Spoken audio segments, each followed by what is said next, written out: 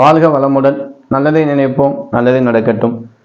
இந்த வீடியோவில் ராசி கட்டத்தை போட்டு நான் ஒரு ஆணுடைய ஜாதகத்தை பற்றி நான் கொஞ்சம் விளக்க போகிறேன். ஏன் இந்த விளக்கம் அப்படின்னா, இந்த ஆணுடைய ஜாதகத்தை நம்ம ஏற்கனவே திருமண தடைக்கான வீடியோ கொடுத்துருக்கோம். அதில் எந்தெந்த கிரகத்தோடு ஒரு கிரகம் சேரும்போது திருமண தடையாகும், ரொம்ப தாமதப்படுத்தும் அப்படிங்கிறத நம்ம விளக்கம் கொடுத்துருக்கோம். இந்த வீடியோவில் நமக்கிட்ட ஒரு ஜாதகர் இப்ப அவருக்கு திருமணம் நடந்திருக்கு. ஏன்னா ஒரு ஜாதகத்துல ஒரு திருமண தடை இருக்கு அப்படின்னா அது மிகப்பெரிய ஒரு கஷ்டம் தான். பெற்றவங்களுக்கு கஷ்டம் தானே. ஏன்னா பிள்ளைங்க பெற்றவங்களுக்கு ஒரு சீக்கிரமா கல்யாணம் காட்சி பார்க்கணுமே அப்படின்னு ஆசை இருக்கும் இல்லையா? ரொம்ப வயசு ஆனதுக்கு ஆகிட்டே இருக்கு அப்படின்னா அது ஒரு மனக்கவலை. சரி, அது ஏன் தாமதம் ஆகுது? இவருடைய ஜாதகத்துல ஏன் தாமதமாச்சு? தாமதம் மட்டும் இல்லைங்க, இந்த ஜாதகருக்கு நிச்சயதார்த்தமும் முடிஞ்சது. நிச்சயதார்த்தம் ஆகி பத்திரிக்கையில் அடிச்சு கல்யாணம் நடக்கலை, அதோடு நின்றுச்சு. அதுக்கப்புறம் தான் என்கிட்ட வந்தாங்க, அவங்க ஜாதகத்தை கொடுத்தாங்க. அந்த ஜாதகத்தை பார்த்து அந்த கிரகத்தை நம்ம போட்டு காட்டலாம். இப்போ அவருடைய பிறந்த தேதி போட்டிருக்கோம் பாருங்க, 8/12/1983 பிறந்தவர். இவருடைய ராசி கட்டத்தில் எந்தெந்த கிரகங்கள் எங்கெங்க இருக்கு அப்படிங்கிற ஒரு முறை நம்ம பார்க்கலாம். ஏன்னா அப்பதான் ஒரு விளக்கம் நமக்கு தெரியும்.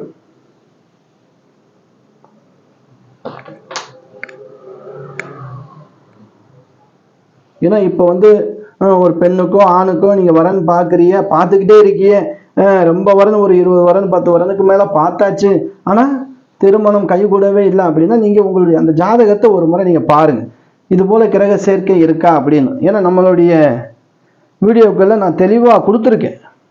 ஏற்கனவே போட்ட வீடியோக்கள் எல்லாம் அந்த திருமண தடை அப்படிங்கிற ஒரு தலைப்பிலையும் நம்ம கொடுத்துருக்கோம்.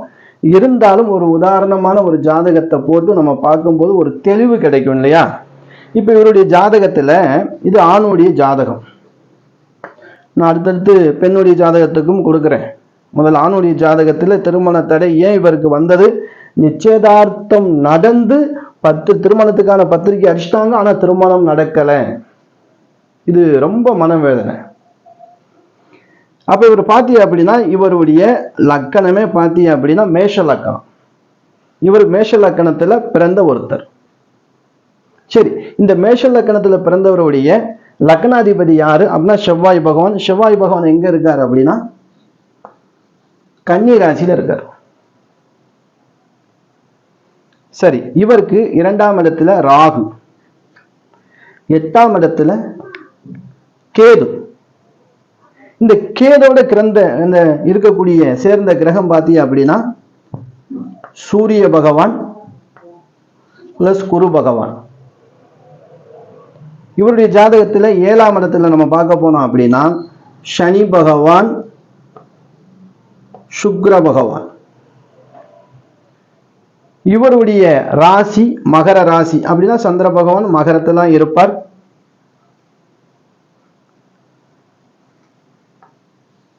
புத பகவான் தனுசு ராசியில இருக்கார்.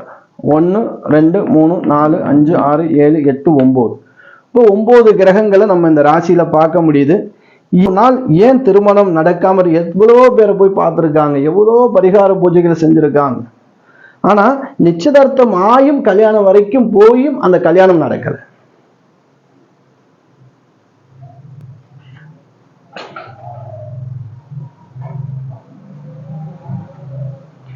இவருடைய ஜாதகத்தை நீங்க பார்த்தீங்க அப்படின்னா இந்த மேஷ லக்கணத்துக்கு 7ஆம் வீடாக சொல்லக்கூடிய துலாத்தில் சுக்கிரன் ஆட்சியில், சனி பகவான் உச்ச நிலைமையில் இருக்கான்.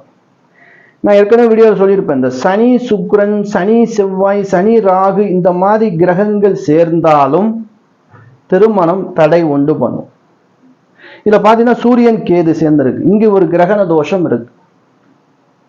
இப்ப கிரகண தோஷம் இருக்கும்போது இவருடைய குடும்பத்தில், தந்தை வழி குடும்பத்தில் சில சிக்கல் பிரச்சனைகள், இவர் தந்தையாக இருக்கட்டும் இல்ல தந்தையோட கூட பிறந்தவர்களாக இருக்கட்டும், யாரேனும் துர்மரணம் நடக்கிறதுக்கு அதிக வாய்ப்பு இருக்கு. கண்டிப்பா அதுவும் நடந்திருந்திருக்கிறது. இவருடைய தந்தையே திடீரென்று ஒரு விபத்தில் மரணம் அடைந்து விட்டார். கேட்டதுக்கு அப்புறம் சொன்னாங்க, சரி இந்த மாதிரி உள்ள தோஷங்களுக்கு நீங்க அதே நம்ம இது ஒரு உதாரண ஜாதகமா தான் கொடுக்குறோம். ஏன்னா நம்ம கிட்ட நம்பி ஒருத்தவங்க வராங்க, அவங்க பேரை நம்ம சொல்ல, அவங்களுடைய நேரத்தை நம்ம கொடுக்கல. உதாரணத்துக்காக ஒரு புரிதல் வேணும் அப்படிங்கிறதுக்காக நம்ம ஒரு ஜாதகத்தை ராசி கட்டத்தை மட்டும் போட்டு காட்டுறோம். இன்னும் எவ்வளவோ விஷயங்கள் உள்ள இருக்கு.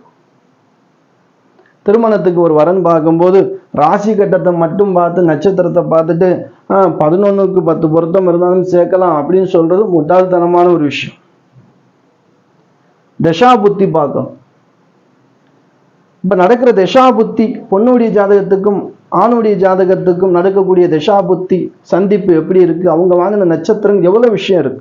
இப்ப நம்ம திருமண தடைக்கு தானே நம்ம வீடியோ போடுறோம். அதனால இந்த சனி சுக்கிரன் சேர்க்க என்ன ஆச்சு, இந்த ஆணுடைய ஜாதகத்துல சுக்கிரன் தான் மனைவியை குறிக்கும் கிரகம். அப்ப சனியும் சுக்கிரனும் சேர்ந்து 7ஆம் இடம், அதாவது இந்த லக்னத்துக்கு இந்த கிரகங்கள் சனியும் சுக்கிரனும் சேர்ந்தது என்னாச்சு, திருமணம். அதாவது திருமணம் நடக்கிறதுக்கு நிச்சயதார்த்தம் ஆயிடுச்சு, ஆனா திருமணம் நடக்கல.